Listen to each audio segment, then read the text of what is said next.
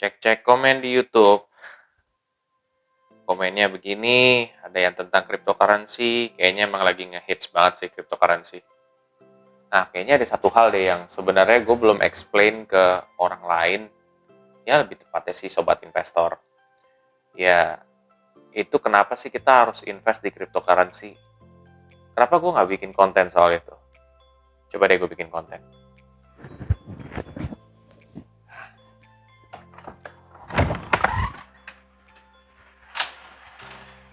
Guys, tadi kan gue mikir ya, kenapa gue nggak ngebahas soal alasan kenapa kita harus invest di cryptocurrency.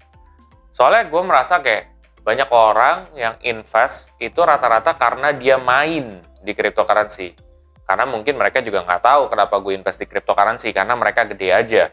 Tapi sebenarnya ada loh alasan di balik itu semua kenapa lo harus mendiversifikasikan aset lo ke cryptocurrency. Sebenarnya sih nggak harus, tapi kalau bisa dan mampu, kenapa tidak? Nanti gue bakal jelasin lebih detail juga. Selain itu, di sini gue juga pengen nge-review, seperti biasa, investasi gue di Bitcoin selama 5 bulan. Nah, kan kalau misalkan kalian nonton di video sebelumnya, itu kan gue sempat turun kan jadi 15%. Kira-kira gimana nih minggu ini? Apakah ada penurunan? Apakah bakal naik? Nah, nanti gue bakal jelasin lebih detail, tapi setelah yang satu ini.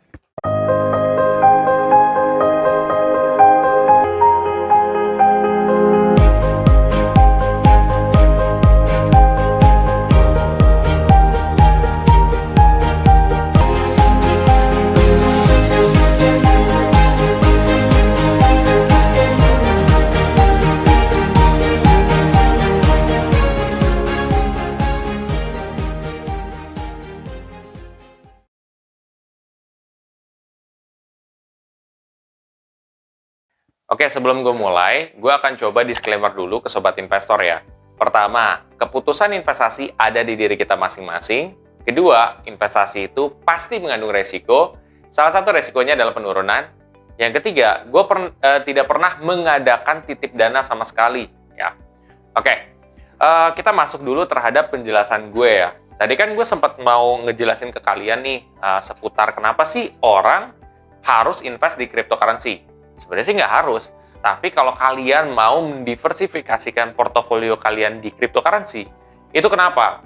Jadi sebenarnya gue riset juga lebih dalam, ternyata beberapa orang di dunia itu invest di cryptocurrency karena mereka tidak percaya terhadap satu institusi atau mungkin orang perorangan gitu. Jadi mereka lebih ke cryptocurrency. Kenapa seperti itu? Karena mereka merasa bahwa kalau orang, mereka itu kan bisa nipu, bisa korup.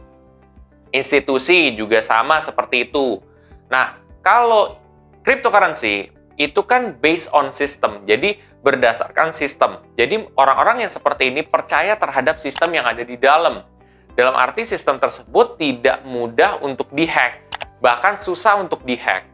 Jadi sebenarnya itu lebih lebih aman dan susah untuk ditembus. Untuk melakukan hal tersebut aja udah susah gitu loh untuk ditembusnya. Kalau sampai ada orang yang bisa, itu bisa terjadi kejadian seperti itu. Jadi akunnya diblok dan semuanya dicoba dinormalin lagi seperti biasanya. Itu. Jadi kenapa orang percaya terhadap cryptocurrency, salah satu alasannya adalah seperti tadi gitu loh. Mereka nggak percaya terhadap pemerintahan, mereka nggak percaya terhadap orang perorangan gitu kan, pemerintahan setempat ya gitu. Nah, mungkin kalian punya alasan yang berbeda, mungkin juga karena kalian merasa bahwa cryptocurrency naik terus nih gitu kan. Tapi buat sobat investor yang memang merasa bahwa cryptocurrency naik terus ya, gue sih nyaranin bahwa pelajari lebih dalam lagi. Kenapa? Karena kalau kalian ikutin dari trial trading gue yang pertama ya, dari minggu pertama sampai sekarang itu tuh gue berapa kali turun gitu ya. Sampai lebih dari sebulan 2 bulan. Sampai akhirnya gue bisa dapat keuntungan gitu kan pada akhirnya. Nah, kalian bisa cek sendiri di playlist gue di trial trading untuk belajar lebih dalam. Nah, di sini itu info yang gue bakal kasih tahu ke kalian. Terus gimana sih review perjalanan investasi gue selama 5 bulan? Oke. Nah, selama 5 bulan ini, kemarin kan sempat gue drop tuh, sempat turun kan? itu jadi sekitar berapa ya? 15 kalau nggak salah 15%. Nah, sekarang ada peningkatan jadi 17%. Jadi sebenarnya ada lumayan lah gitu ya peningkatan cukup lumayan signifikan gitu ya, 17% gitu ya sekarang. Jadi totalnya. Nah, gua di saat 17% itu gue ngerti kenapa dia bisa naik gitu. Karena ya pasti ketika dia lagi turun, itu pasti ujung-ujungnya dia akan naik lagi. Terutama ini kan gue melihat bahwa lebih ke bullish sekarang gitu ya. Bullish market untuk cryptocurrency, terutama di Bitcoin, Ethereum yang gue lihat seperti itu. Jadi kalaupun dia turun, itu biasanya cara si cryptocurrency ini untuk menyesuaikan harga gitu. Biasanya seperti itu, dan kalau kalian belajar technical analysis juga mengerti seperti itu. Nah, di saat-saat seperti ini, yang ketika gue naik, gue malah invest lagi. Caranya gimana? Caranya gue tinggal klik beli, terus habis itu masukin nominal investasi gue, di mana gue masukin sekarang, investnya lumayan nih, 100.000, ya, jadi lebih besar dari umumnya, gitu kan, karena gue melihat bisa dapat potensi lebih gede. Ya udah, setelah itu udah deh, gue tinggal dikurangin aja saldo e-wallet gue. Udah, selesai. Jadi sesimpel itu juga. Mungkin buat sobat investor yang baru nonton video gue, penasaran kok lu di saat naik malah lu invest. Karena strategi gue adalah dollar cost averaging. Jadi dollar cost averaging itu adalah investasi rutin. Regardless dia naik maupun turun, gue tetap invest. Fokusnya adalah ya tujuan sampai tercapai itu investasinya. Berapa tahun gitu, 3-4 tahun. Gitu sih. Jadi gue nggak peduli itu naik ataupun turun. Yang penting rutin dan kebiasaan gitu. Cuman mungkin buat sobat investor yang punya cara dan strategi lain, nggak masalah. Selama itu bisa membuat kalian berhasil. Ini kan perjalanan investasi gue. Kalau kalian misalkan mau ngikutin, ya silakan. Kalau kalian nggak mau ngikutin juga nggak apa-apa dengan cara yang berbeda. Seperti itu sih.